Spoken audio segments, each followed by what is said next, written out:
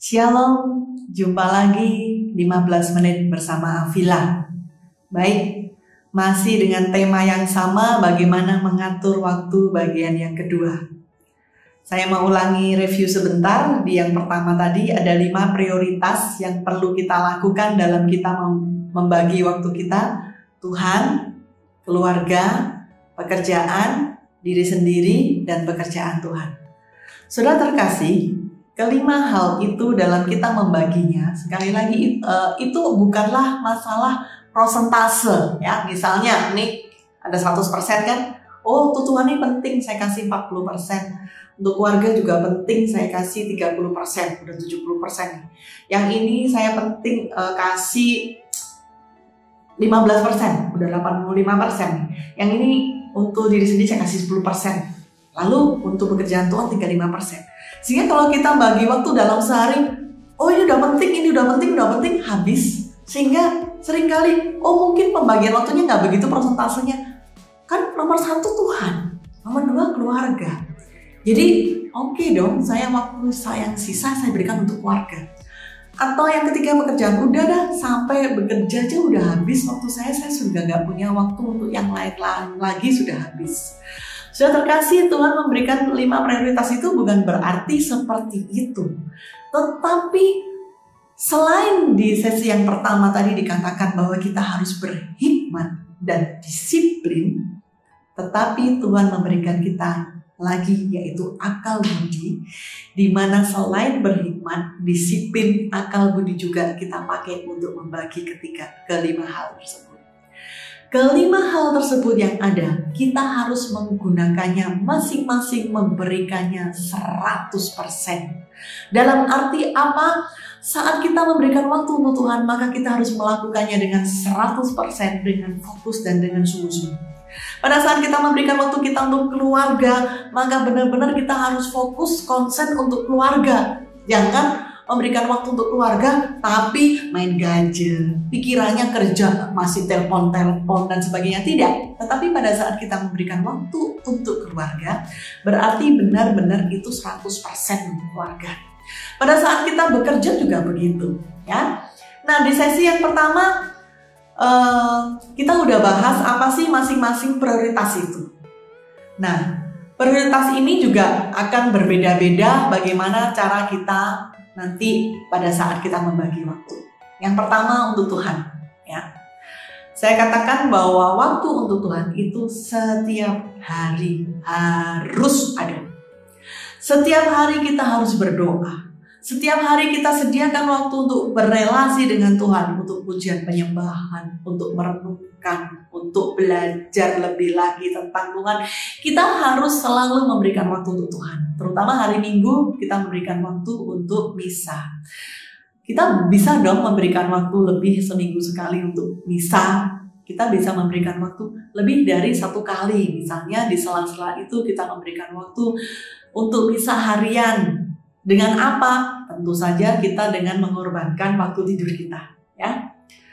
Yang penting adalah sediakan waktu untuk Tuhan. Jangan sisakan waktu. Kenapa?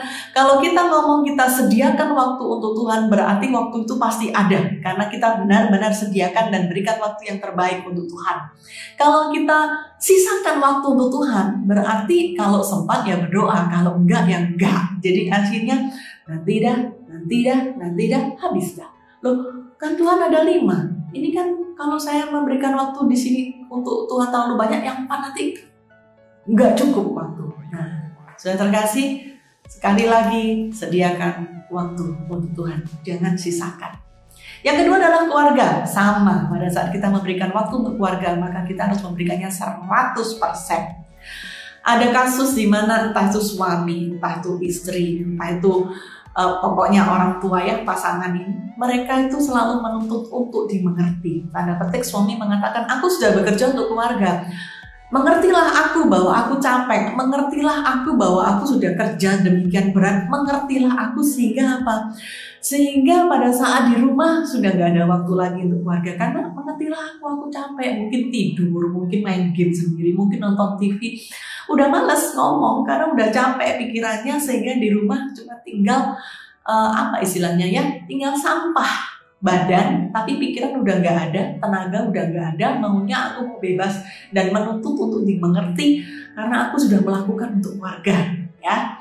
Nah, saudara terkasih, waktu untuk keluarga ini benar-benar harus kita sediakan karena waktu tidak bisa diulang, waktu nggak bisa diputar balik. Kita bisa ketinggalan bagaimana kita melihat pertumbuhan anak-anak kita yang lucu-lucu. Kita bisa ketinggalan di mana kita bisa seharusnya ada momen untuk berbagi, untuk bercerita. Sediakan waktu yang berkualitas untuk keluarga. Sehingga mungkin nggak banyak, tapi benar-benar kita fokus, benar-benar berkualitas. Ya, mungkin kalau kita seorang yang bekerja banyak, pada saat anak-anak pagi berangkat sekolah, kita siapkan, oh iya deh, orang tua mah siapkan untuk anak, papa bangun lebih pagi untuk bisa ketemu dengan anak-anak. Mungkin suatu saat papa ada lembur, mama ada pelayanan, atau papa juga pelayanan. Hari itu sudah ada waktu untuk keluarga, ya. Ada kalanya keluarga bisa menjadi prioritas yang pertama di samping prioritas yang lain. Contohnya pada saat keluarga itu membutuhkan kita. Contoh, anak kita sakit berat di rumah sakit dan sebagainya.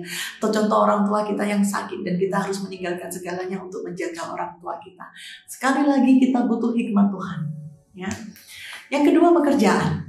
Pada saat kita bekerja, kita pun harus memberikan 100%. Jangan korupsi. Waktu untuk bekerja kita pakai untuk pelayanan. Kan baik pelayanan. No. Atau kita pakai korupsi waktu bekerja, pulang ke rumah untuk keluarga. No. Pada saat kita bekerja, berikan 100%. Seringkali orang memberikan di sini itu kalau bisa 200% di pekerjaan, ya. Sehingga waktu tuh kayaknya udah habis untuk pekerjaan. Terus keluarga udah capek dah, udah minta pengertiannya dah untuk pelayanan. Oh, bener-bener gak ada waktu, saya harus meeting, harus kejar target, harus untuk memikirkan kebutuhan keluarga. Dan untuk diri sendiri udah habis, gak ada, nanti aja deh kalau pelayanan atau hura-hura atau apa, nanti kalau aku udah tua, kalau anak-anakku sudah ready semua, kalau aku udah mapan dan sebagainya. Sudah terkasih, kita nggak tahu kapan kita pulang bersama dengan ketemu dengan Tuhan, kita nggak tahu. Maka gunakan segala sesuatunya dengan benar dan berhikmat, ya. Lalu waktu untuk diri sendiri, kita semua masih butuh waktu untuk bersosialisasi, waktu untuk refreshing, waktu untuk shopping. Kadang-kadang dengan teman-teman atau kadang-kadang dengan diri sendiri, ya. Sesekali ini bisa jadi prioritas, sesekali. Cuman jangan sampai mengganggu yang lain. Waduh, aku pokoknya hari ini tetap mau me time. Nggak peduli mau anak ulangan, mau anak sibuk, mau ada yang sakit, pokoknya aku menetapkan hari ini aku harus jalan-jalan. Dan itu juga nggak benar, ya. Itu juga salah. Sekali lagi, tetap berhikmat, ya. Saya tetap punya waktu di mana saya punya teman-teman dari SMA tuh kita udah 10 tahun, sudah 10 tahun ini kita 6 orang ini setiap tahun, kalau setiap ada yang ulang tahun dari 6 orang ini, kita akan berkumpul, bertemu bersama-sama, hai dan sebagainya. Saya juga punya teman untuk hangout, jadi saya akan ayo mungkin sebulan sekali atau 2 bulan atau 3 bulan kita akan bertemu, yuk kita hangout, cangkruk atau shopping atau jalan, dan saya berikan ini jadwal saya, yang kamu yang kosong yang mana bisa, yuk kita pergi, ya. Atau kita juga dengan teman-teman PD setelah kita pelayanan kita juga bisa makan-makan sambil makan-makan sambil bercanda dan sebagainya, refreshing. Pekerjaan Tuhan, nah ini yang kelima nih, pekerjaan Tuhan nih. Seringkali pada waktu yang kelima ini udah habis. Mau pelayanan, aduh nggak ada waktu, seminar, aduh apalagi radat berhari-hari pelayanan di gereja, udah banyak orang berkomunitas, enggak lah nanti aja, ya. Seringkali ini sudah nggak ada waktu. Tapi seringkali hal ini juga yang menghabiskan waktu. Segala sesuatu yang baik belum tentu benar, ya. Jadi kita perlu berhikmat kepada Tuhan, perlu bertanya kepada Tuhan. Selain berhikmat, sekali lagi berdisiplin pada saat kita lakukan dengan benar, tepat waktu dan langsung cepat, begitu ya. Akal budi dipakai. Butuh agenda untuk planning, ya, saudara terkasih. Butuh agenda untuk planning. Kalau boleh saya bersharing, saya sering pelayanan keluar kota. Dan banyak sekali orang yang bertanya langsung bagaimana caranya membagi waktu, ataupun banyak yang berbicara di belakang, menyatakan bahkan yang jelek-jelek, mungkin ini ada masalah dengan suaminya, ada masalah dengan keluarga dan sebagainya, apapun orang mau ngomong. Tapi saya sempat juga salah, ya, saya sempat juga salah, di mana waktu itu permintaan untuk pelayanan begitu banyak, sehingga saya bisa Senin sampai ke Senin lagi, balik ke Senin lagi, setiap hari saya bisa keluar rumah meninggalkan anak-anak dan lainnya saya tinggalkan semua. Itu juga salah.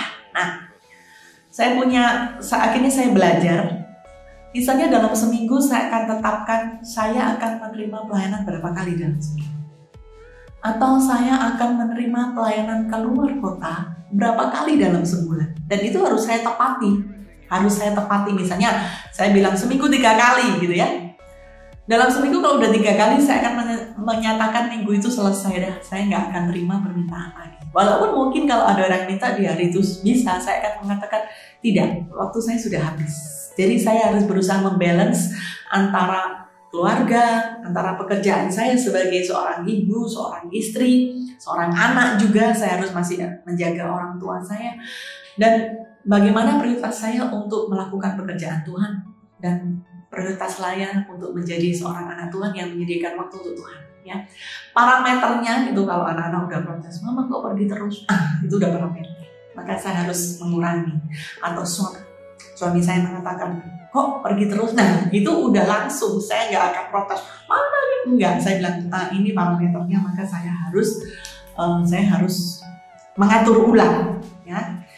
Jadi sudah terkasih, pada saat kita mengatur, jangan jadikan semuanya tuh menjadi sesuatu yang pakem yang harus begitu. Ada kalanya pada saat pekerjaan mungkin membutuhkan prioritas lebih, atau pelayanan membutuhkan prioritas lebih, atau juga pekerjaan membutuhkan prioritas lebih, atau pada saat kita jutek, kita lagi kehilangan semangat, kita lagi down, kita lagi stres misalnya, kita lagi ada masalah, mungkin itu waktu kita butuh refreshing, ya.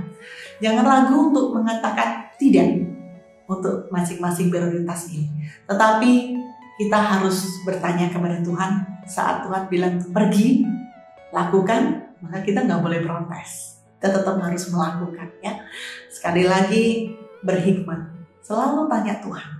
Jangan asal pelayanan A, B, C, D, E, F, G diterima terus, nanti pun kita akan bisa, istilahnya apa ya, kita terpelosok, nggak bisa keluar.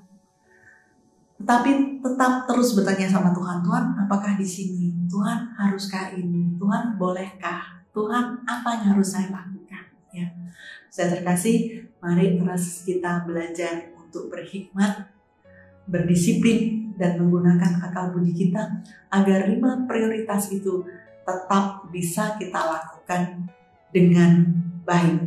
Ingat, semuanya 100%. Dan biar kita bisa melakukan semuanya 100% sesuai dengan mau Tuhan. Amin. Tuhan berkati.